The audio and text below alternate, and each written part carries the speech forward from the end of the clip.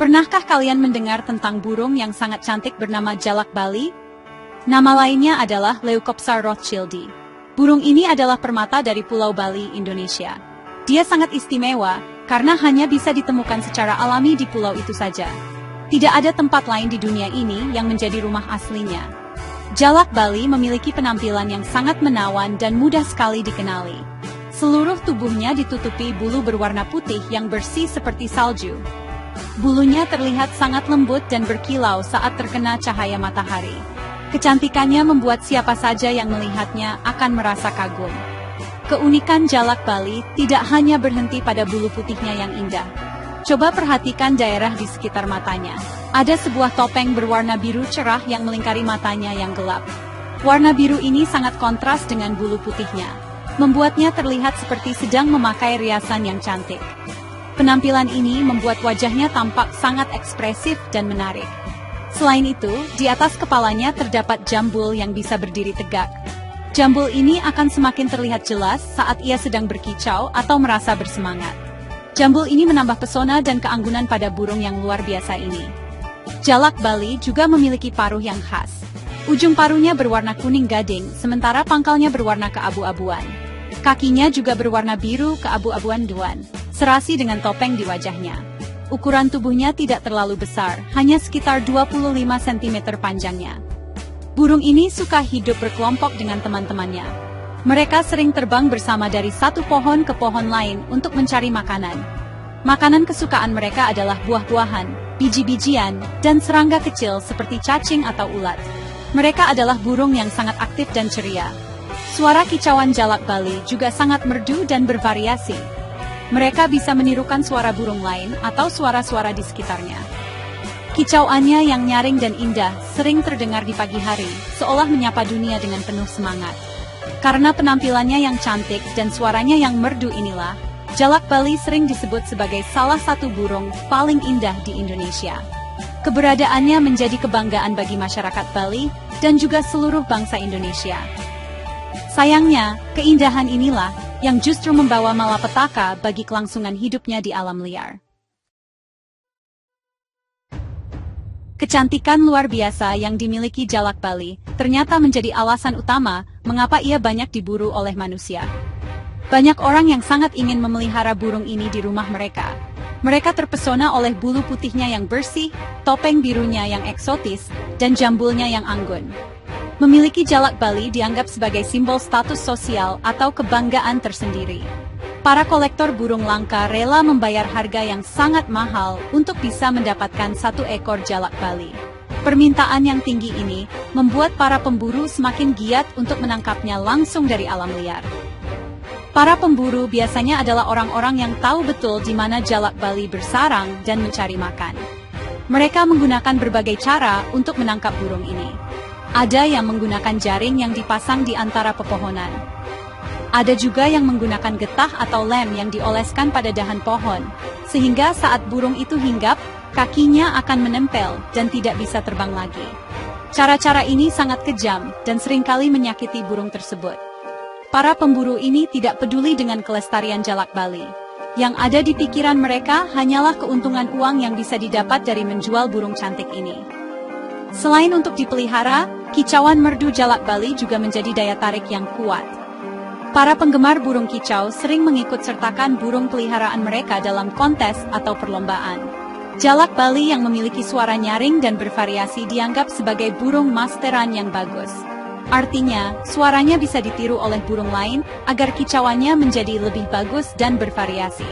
Hal ini membuat harga jual jalak Bali di pasar gelap menjadi semakin melambung tinggi. Semakin bagus kicauannya, semakin mahal pula harganya. Inilah yang mendorong perburuan liar terus terjadi tanpa henti. Sayangnya, banyak orang tidak menyadari bahwa memelihara burung hasil tangkapan liar adalah perbuatan yang salah. Mereka mungkin tidak tahu bahwa jalak Bali adalah hewan yang dilindungi oleh undang-undang. Para pemburu dan pedagang ilegal memanfaatkan ketidaktahuan ini. Mereka menjual burung-burung tersebut secara sembunyi-sembunyi. Setiap kali ada satu orang yang membeli jalak Bali ilegal, itu sama saja dengan mendorong para pemburu untuk menangkap lebih banyak lagi burung dari habitat aslinya. Permintaan dari para pembeli inilah yang menjadi bahan bakar utama bagi mesin perburuan liar yang merusak.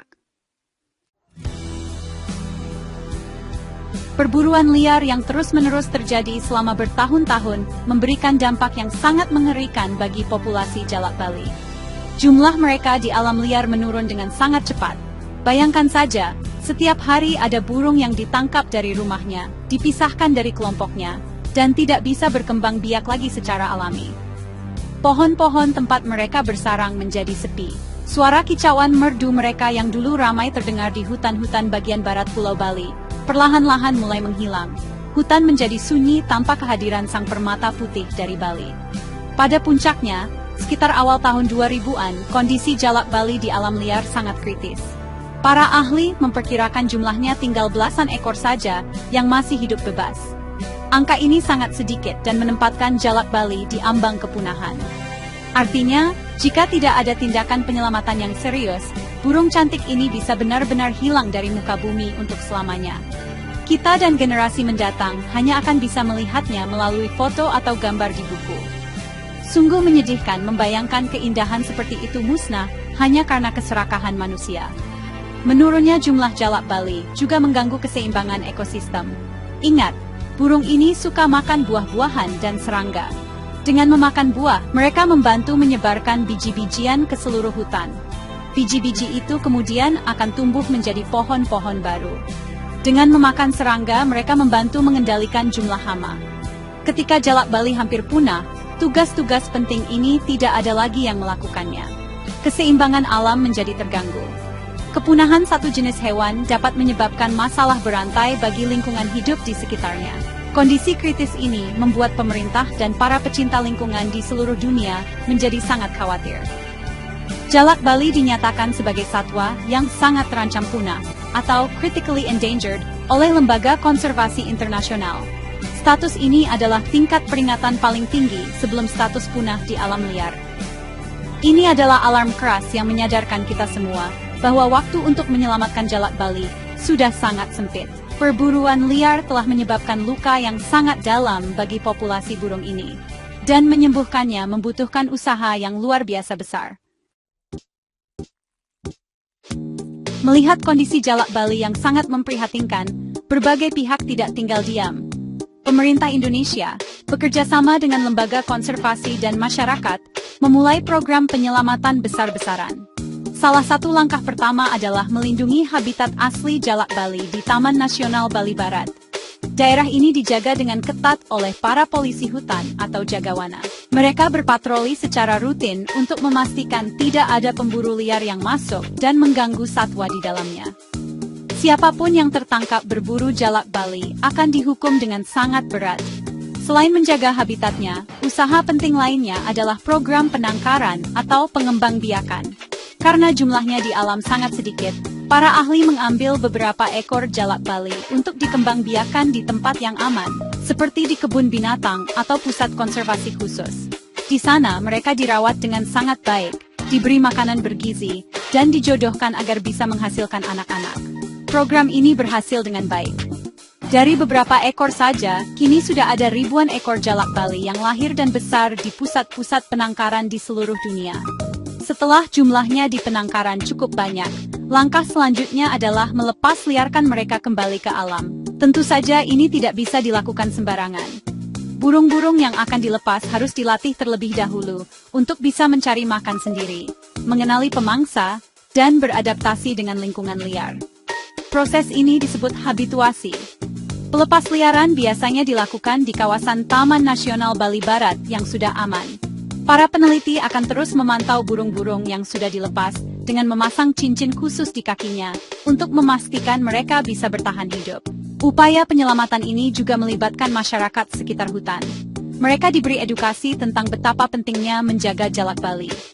Banyak dari mereka yang dulunya mungkin pemburu, kini beralih profesi menjadi pemandu wisata alam atau ikut menjaga kelestarian hutan. Usaha bersama ini mulai menunjukkan hasil yang positif. Jumlah jalak Bali di alam liar perlahan-lahan mulai bertambah. Namun perjuangan ini belum berakhir. Kita semua harus terus mendukung usaha pelestarian ini. Melindungi burung langka seperti jalak Bali adalah tanggung jawab kita bersama untuk menjaga kekayaan alam Indonesia.